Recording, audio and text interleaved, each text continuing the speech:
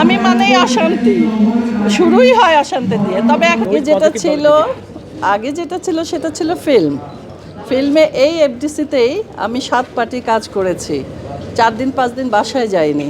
এই করি তোলা, এই 2 নম্বর সেট, ওই 8 নম্বর সেট, এই ডাবিং, এটা। তো সেটা তখন সোনালি যুগ বলা হতো, বলে সবাই। সেই যুগ আর আসবে না, কারণ এখন তো ফেসবুকের যুগ। হ্যাঁ, তো এখনও কাজ করে যাচ্ছি।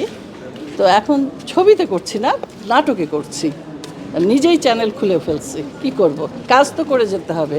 ঘরে তো আর বসে থাকতে পারবো না। ঘরে বসে থাকলে তো আরও, ওই যে বললেন বয়স হয়েছে, তাহলে তো অসুস্থ হয়ে যাব আরও। যদিও এখন একটু পায়ের ব্যথা শুরু হয়েছে, এটা হবেই, এটা আমার কেন, বয়স হলেই হবে, এই আর কি। তো সেই বয়সের তুলনায় যে কাজ করে যাচ্ছি, এতে আল্লাহর কাছে হাজার শুকরিয়া, আলহামদুলিল্লাহ। কাজ করলে মানুষ সুস্থ থাকে, ভালো থাকে। যে সিনেমায় নয়, এখন নাটকে কাজ করছেন। আসলে এক সময় খুব মানে ব্যস্ত অভিনেত্রী হচ্ছে সিনেমায় যে দাপটের সঙ্গে কাজ করেছেন।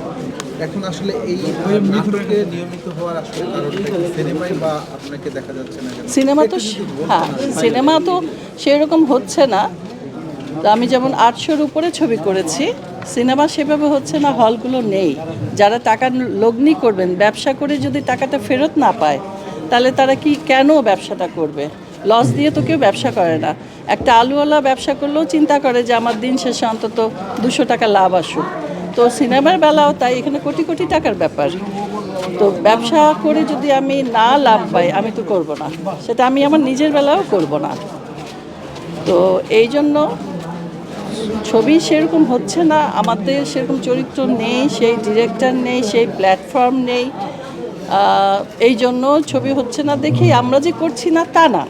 আমাদের ডাকলে অবশ্যই করব, যেমন সাকিবের ছবি তো চলে, সেটা যেটাই করুক চলে, সেভাবে করতে হবে, এই আর কি।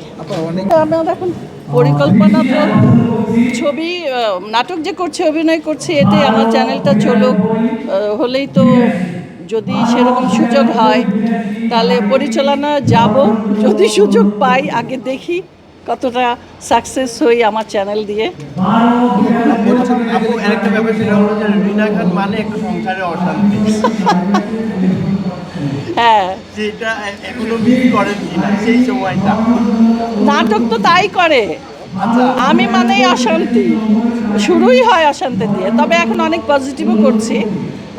আমার চ্যানেলেরই একটি নাটক প্রবাসী মা, এই মানে এই হাদির সময় যে একটা অ্যাক্সিডেন্ট আমাদের দেশের রাজনৈতিক ব্যাপারে, তো এই সময় ইউটিউব যারা ব্যবসা করে তারা কিন্তু দেখে দেখে নাটক ছাড়ে যে আমাদের ভিউ হবে না, তখন শুধু নিউজ ভিউ, আপনাদের ভিউ হয়।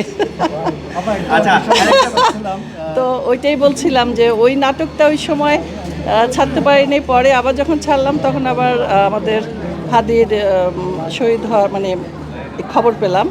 তো এই সব নিয়ে যে ভিউজের ব্যাপারটাও থাকে, এই আর কি।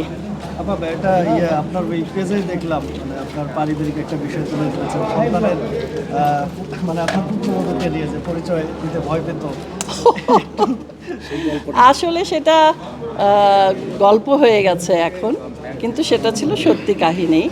তো স্বাভাবিক, তখন তো নাটক করি নাই, ছবিই করতাম। এবং দজ্জাল শাশুড়ি, বউ শাশুড়ির যুদ্ধ এবং সব যা যা আছে, বাংলার বুক, আরও অনেক অনেক সব নাম এখন মনে পড়ছে না। তো সবাই মনে করতো যে আমি একটা খারাপ মহিলা, খারাপ শাশুড়ি। আমার ঘরে, আমার দুটোই ছেলে, আমার ঘরে যদি ছেলের বউ আসে, আমি তাকে টিকতে দেব না। কিন্তু বাস্তব আর সত্যি তো এক না। তখন যে মেয়ের সাথে আমার দুটো ছেলেই প্রেম করে বিয়ে করেছে, আমি তাদের বাধা দেই নেই, শুধু বলছে আম্মা আমি একটা মেয়েকে পছন্দ করি। আমি বলছি ঠিক আছে, সংসার তোমরা করবে, আমি করব না। ভবিষ্যতে কোনো কিছু হলে আমাকে বলতে পারবে না যে তুমি বিয়ে করাইছো, তখন আমি বলতে পারবো তোমার